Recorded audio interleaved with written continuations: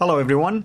This is Al Fadi, and I want to welcome you back to this exciting new series called Mecca, the search for the place, or the search for a place.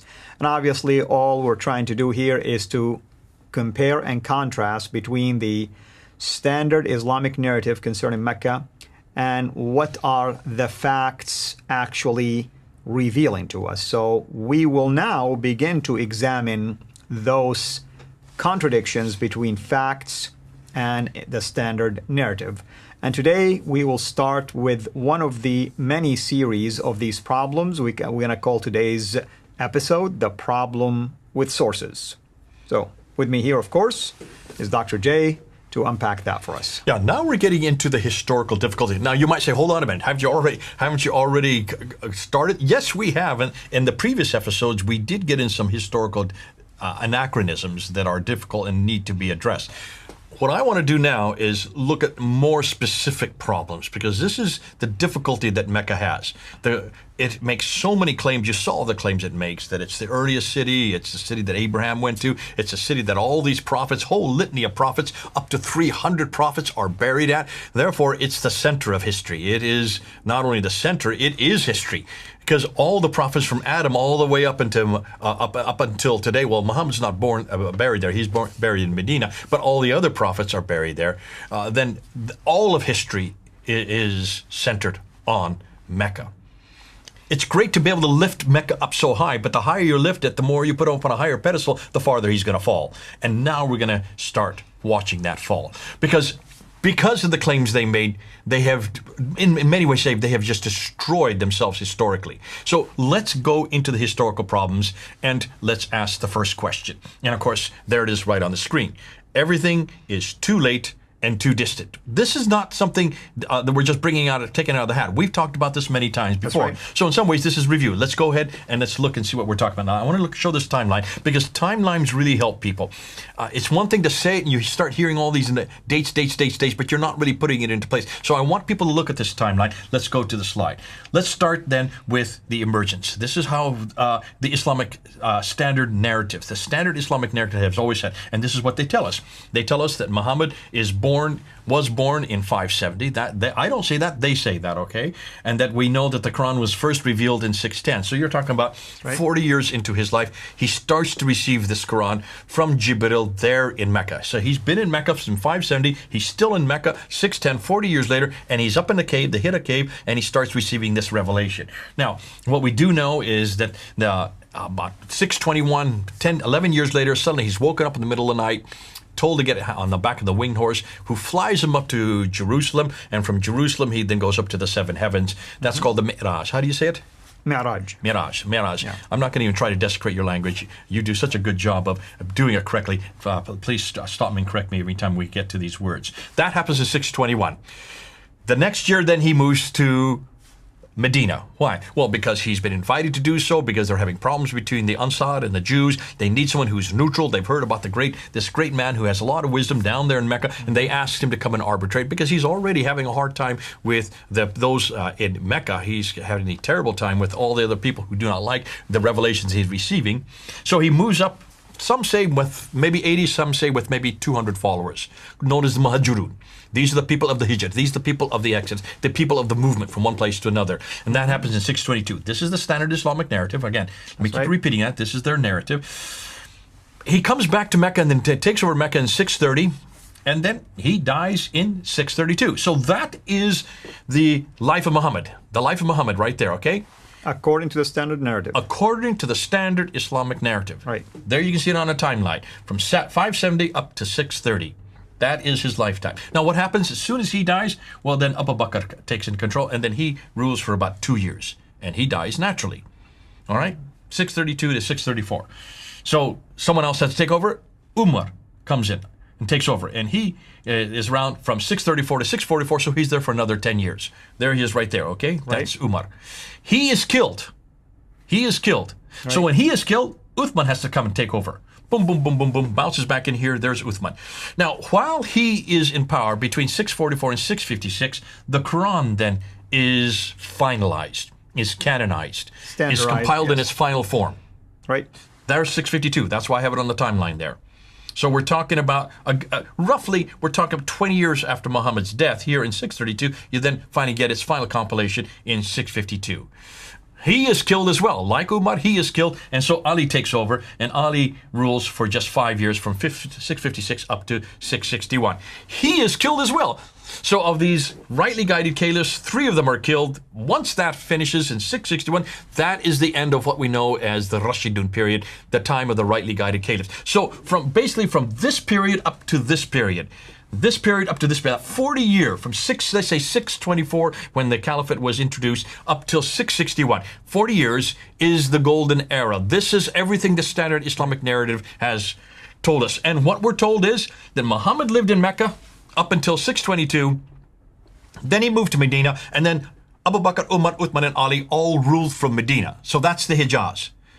This is the standard Islamic narrative. Look at it on a timeline. Right. Can you see then there's going to be some problems with this? Because if this is the case, by the time Ali comes into power, and by the time he dies and Muawiyah takes over the beginning of the Umayyad Caliphate in 661, then you have, by that time, they now have control all the way from almost Libya in the west to over here, Afghanistan in the east. That whole swath. I'll put up a map just a bit. Hold on a minute, but before we get on it. Now, I want to say, that's a great story. You've heard it. I've heard it. You've grown up with it. I've grown up with it. That's the only story we've ever heard. That's the narrative that everybody's told us. But hold on, where does that come from? Let's put this timeline up again.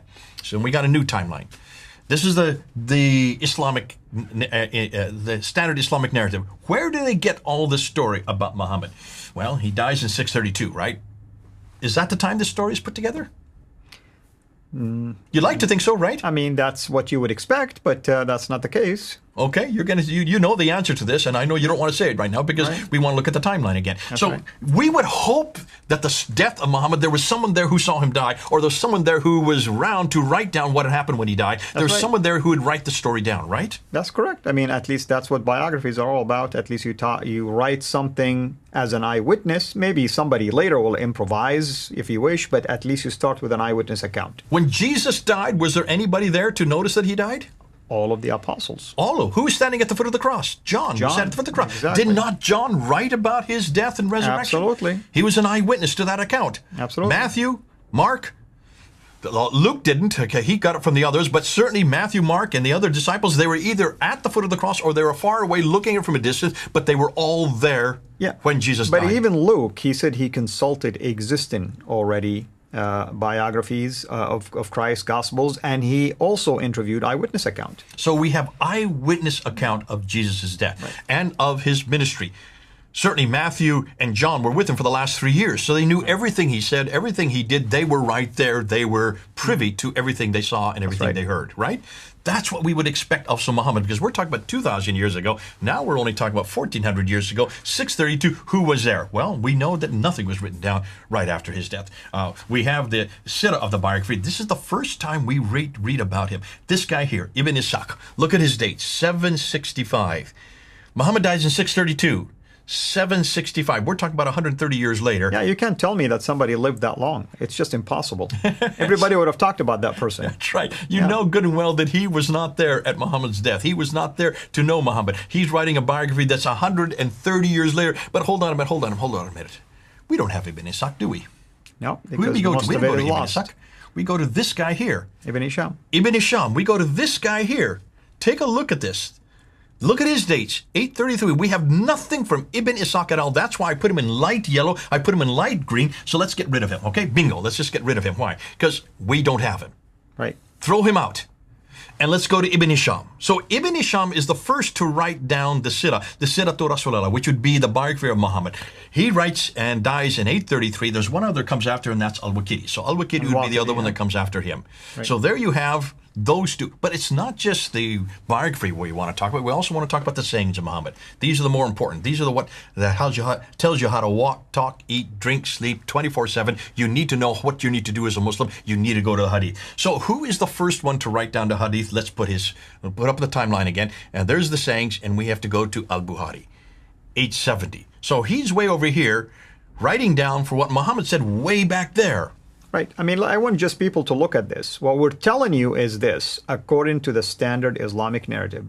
The primary sources that will tell you about Muhammad or what he said, or how he lived, how he behaved, are at least 200 years and more beyond his life. Okay, exactly. He's not the only one. We have some other ones. Let's look at these ones. Sahih Muslim. Take a look at Sahih Muslim there. 875. Let's look at some other ones. Here you have At-Tirmidhi. 844. 884, sorry. 884. Here's another one. Ibn Majah. You go ahead and say the name. Look at, and I'll do the date. 887. Abu Dawood. 899. Right. And Nisa'i. 915. These are the 6 major compilations of the hadith. These are the most authoritative according ones. To the Sunni, of according course, to the standard Islamic narrative. Right. These are the ones you have to go to understand what Muhammad said. These 6. The first is Al-Bukhari, 870. I want everybody to visualize this, 870. But we still have 2 more genres of the standard Islamic narrative, the Islamic traditions that we need to go to. And that would be the tafsir and the tahriq. I have them in brown because they are a different genre. And who is the first to write that down? The first guy to come up with that material is Al-Tabari, 923. 923. Look at that. Everything that you hear about the tafsir, like Badawi, Zamakhshari, Suyuti, and all these others, they come after 923. And the tahriq, the histories, they come after 923. He is the first to write this down. Now, why is that important? Well, let's look at the dates. Look at the years. Can you see I've got it right there? Right, yeah. So people can see it right there also. 201 years between Muhammad's death and the time that Ibn Hisham writes about that death. I mean, people can ask years. yourself, can you truly believe there was an eyewitness that survived that long? So before we even do that, we need to talk about where this was introduced. Now, we already talked about the 201 years that are up there. Right. What's the first time we hear Muhammad's name introduced? Well, this is the guy that we need to go to. We've said this many times. You have done it before, and his name is Abdul Malik. Abdul Malik, the caliph between 685 and 705, is the first one to introduce his name. He introduces it on the coins, he introduces it on the Dome of the Rock, and he introduced it on the caliphal protocols. Right. The coins and the protocols are all being created there in Medina. Of course, the Dome of the Rock is in Jerusalem. So it's been introduced in 692. If in 692, take a look at the timeline again, and you see that's 141 years after Abdul Malik even introduces the name that finally we hear about who he is and what he did, right? Right.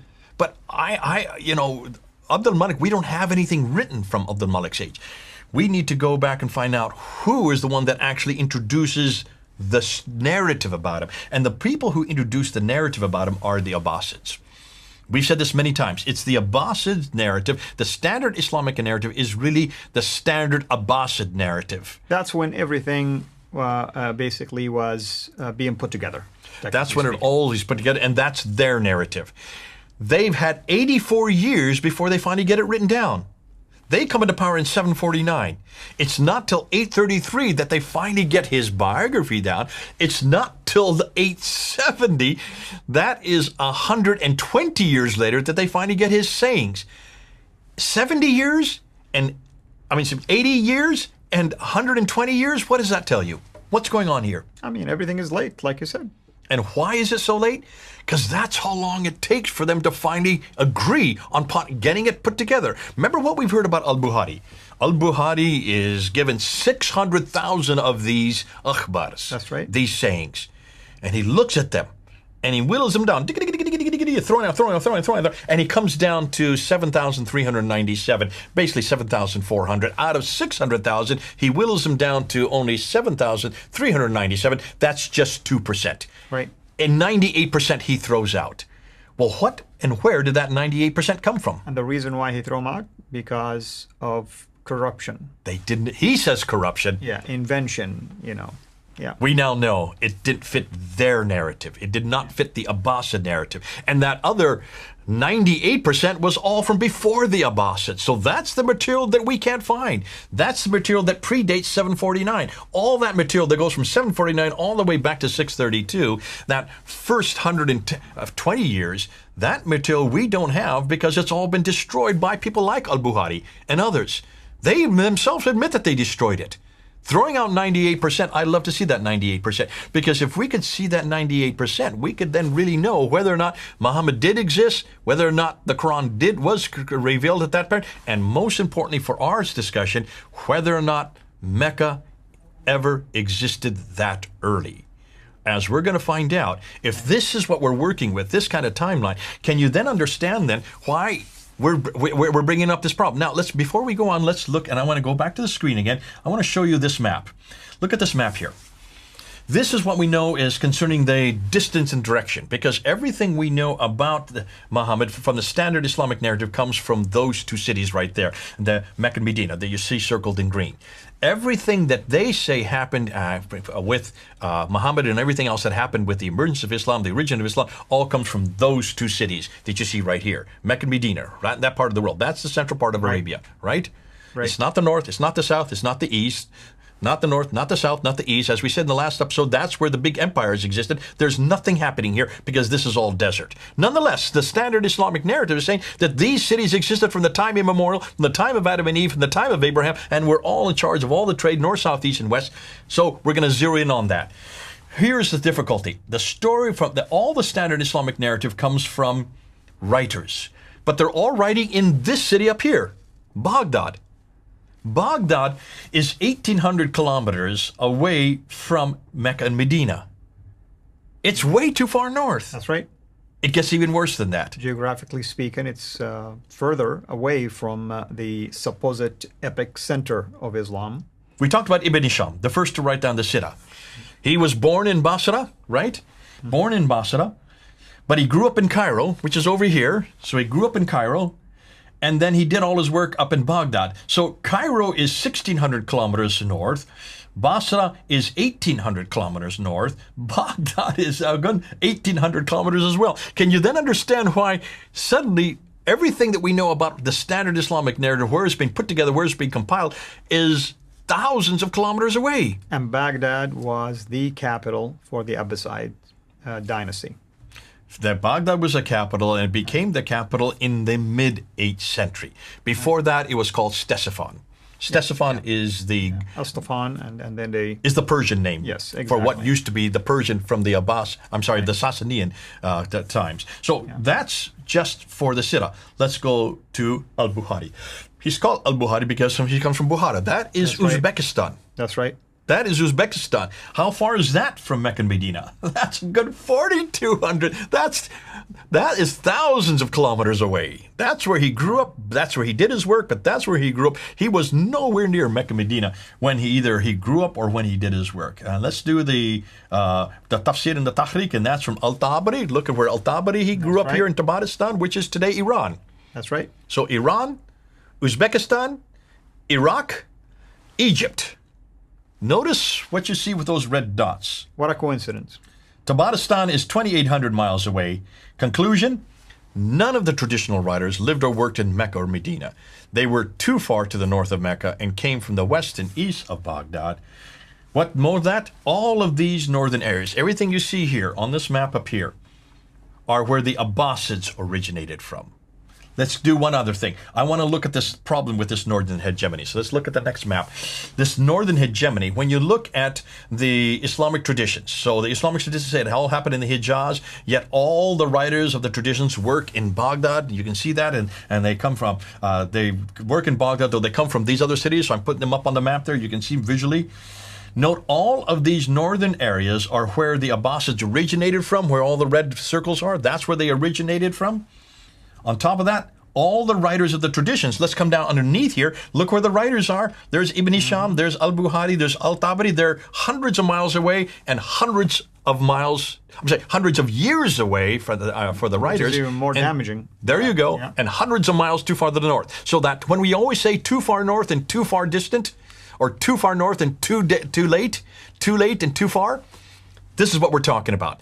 That's too late down here, and that's too far up there. It's too late because Muhammad was born way back there, and it's too far north because Muhammad was not born, or Muhammad supposedly was born here when everything we know about him is way up here. So, conclusion, they all wrote their material hundreds of miles too far away and hundreds of years too late. There's the timeline. There's the map. The two together. So we're concluding with all these things. Hold on a minute. People say, well, hold on a minute. You got the same problem in Christianity. Do we? Let's do the same timeline, and let's look at Christianity, and let's look at Jesus Christ. So what I'm going to do now is I'm going to show you where our writers write about Jesus Christ, and I'm going to give the most liberal dates possible. You're not going to agree with these dates. You're going to get all upset. Don't worry about it. I want to show you with even the most liberal dates. For those of you who are watching me, many of you are going to get upset, you Christians. Hold on. I'm doing this intentionally. I want to take not the conservative dates. I want to take the liberal dates. Let's look and see what we know about Jesus, and let's ask the same question about Jesus. When he was born, who wrote it, when they lived it, when they wrote about what he said and did. So let's start with there's Jesus. He was born in 33 AD. Now, the Tahrik is the first to be written down. So this would be the history of the early church. And that's the book of Acts, the history of the early church. Now, we know that was written by Luke between 52 and 62 AD. So we're talking roughly 20 to 30 years after Christ died. You have the Tahrik. I think you're referring to the history book, basically. Right? History of the early church would be the similar. It would be. That's why I have it in brown, because I'm trying to do like with like. So the Tahrik of the church, basically, is represented by the book of Acts. And the Tahrik of Tabari would be the equivalent to the Tahrik of the New Testament. Versus Tarikh Ma'amad al-Rasul. Now let's look at the Tafsir. So the Tafsir would be the commentaries of Paul. Paul begins to write within 15 years of Christ's death and then continues up until 65 AD. So that's within 15 to 34 years of Christ. You have the Tafsir. The Tafsir of Al-Tabari would be corresponding to the Tafsir of Paul. Paul is the one who then unpacks what Jesus said in all of his letters in the different cities. Then we get to what Jesus actually did. Well, then you need to start with Mark. Let's start with Mark and let's put him at 70 AD. I know some people are going to get upset with me. I'm looking at the most liberal dates. 70 AD is when the Sirah, which would be the biography of Jesus' life, and the Hadith, which would be the sayings of Jesus, were first written down by Mark. That's within 37 years of Jesus' death. And then you have Matthew and Luke, which would be the other two Gospels, written around 80 AD. So that's the Sirah and the Hadith now. So we have three Gospels of Mark, Matthew, and Luke, written within 37 to 47 years of Christ's death. And then finally we have the Gospel of John, which would be the last Sirah and the last Hadith, written about 90 AD. So within 57 years of Christ's death. Again, I mean, some might jump in right now and watch this, and I know we're going to get a lot of hate mail, hate comments. We're giving you the most liberal dates out there just to make our point clear. That's what we're doing. We're trying to show you. Yeah. Listen, I don't agree with these dates necessarily, but they're all before 90 AD, That's okay? right. If we can all agree on that, they're all before 90 AD. And they Christ see the died in conservative 33 AD. dates in the brackets. They can see them. Okay. So within 29 to 57 years of Christ's death, we get the entire New Testament written down. All right, within 30 to 60 years, let's just say roughly 30 to 60 years, we get the entire New Testament written down. Note, and take note of this, all of the New Testament writers, whether it is Luke or Paul or Mark or Matthew or John, all of them were writing in the same place Jesus lived. That's right. I mean, that's the main point. They were eyewitness, basically, to what he has done. Peter makes that case in 2 Peter chapter 1, starting from verse 16. They're not writing hundreds of miles away. That's right. See, if they were writing hundreds of miles away, in comparison to what we now know about the writers who wrote about Muhammad's life and what he said, they would have to be living way up in Turkey. None of them lived way up in Turkey. They lived in Palestine. They lived where Jesus lived. They actually were in the same towns, the same cities. They were with him for 3 years. At least two of them were, okay? That's the first thing. They either knew him personally or they got the material from others who saw what he did and heard. And they were all writing their material down within 30 to 60 years of Christ's death. Now, can you then understand why the scholars have such a problem with the traditions of Muhammad? Because everything they say concerning Islam's late date, everything they know about Islam, everything they know about Mecca, did not exist in the 7th century at all, but evolved over a period of 200 to 300 years. The Quran, the book that Muhammad supposedly was revealed to, was not written in 22 years like the standard Islamic narrative wants to tell us, but likely evolved over a period of 50 to 100 years. The conclusion is the history of Islam and the city of Mecca, at least from the time of the Caliph Abdul Malik and before, is a later fabrication. And that's why, look at their concerns. I'll just put it up there just for you to see. Look at their concerns. Why in the world did it take so long to write this down? Why is it no one actually lived in Mecca to write about it in Mecca? That's right.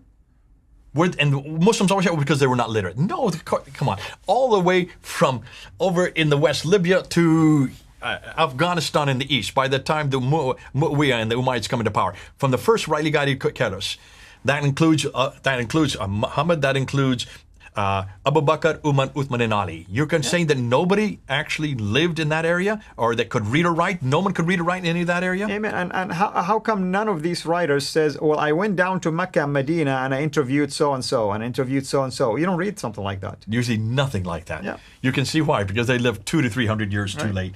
So obviously, where did these biographers, where did they get the material from? And should we even entrust it if it's 200 to 300 miles? Should we not go back to the same time period? Should we not go back to Mecca? Should we not go back to the 7th century? And we do. We need to go back to the 7th century. We need to go back to Mecca. And let's see what they're finding. And that's what we need to talk about. So we're not interested. Folks, everybody listen to me. I'm not going to say it too many more times. We're not interested in the 9th and 10th century. We're interested in the 7th century. We want to go back to the century that Muhammad actually lived. We want to go back to the place that he lived in Mecca. We need to go back to Mecca in the 7th century, not in what the 9th and 10th century have redacted back.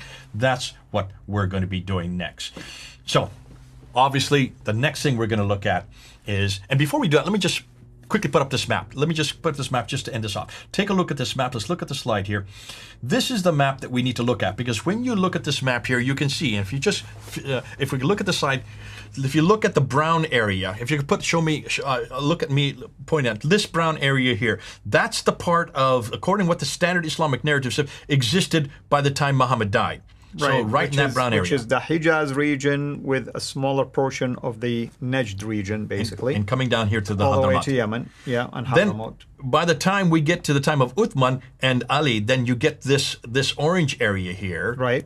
But by the time we get to, Umayyads. Ali, so Uthman Ali, you get to this period. So from this place, which is Afghanistan, all the way over to Tripoli, by the time Muawiyah comes to power, this whole swath of land is now under the control. And this is the area that I want to talk about. So I want to talk about the pink, the orange, and the brown area. Those three areas. Let's look at this area, because this they controlled. They controlled all of that area. And that includes Afghanistan, that includes Iran, today Afghanistan, today Iran, that includes Iraq, today's Iraq, that includes Jordan, that includes Syria, that includes Lebanon, that includes Israel, that includes all of Saudi Arabia, and that includes Egypt and Libya and Libya. So that whole swath of land was there under the control by the time that Muawiyah comes to power in 661. Meaning that we need to go back to this map, to this area, and to that time. That's what we're going to do next. Wonderful. I hope everyone is enjoying this series. And as you heard, when we come back, we will begin to visit these areas, and we will talk also about the Arabic language and also its implication when it comes to the Quran, among many other issues that we will be raising. Hopefully, you can join us back again, and thank you for your interactions and your comments. Keep them coming. And if you are a Muslim, basically, we are so thankful, of course, that you're making time to watch this. Please do not have an emotional response to this. We're asking you just to take the information, do your own research, and then come back to us with your questions, and we'll be more than happy to address them if they're indeed sincerely asked about this issue and verifications related to that. Thank you, brother. Thank you, everyone. This is Al Fadi. Over and out. God bless you. Thank you for watching this video. Be sure to like and subscribe to our channel, Sira International, and click on the bell so that you receive notifications whenever we publish a new video or go live. I would also like to appeal to you to consider becoming a Patreon patron by clicking the link right below. By doing so, you can give towards the production of these videos. There are also other options for you where you can give to our channel. I thank you from the bottom of my heart.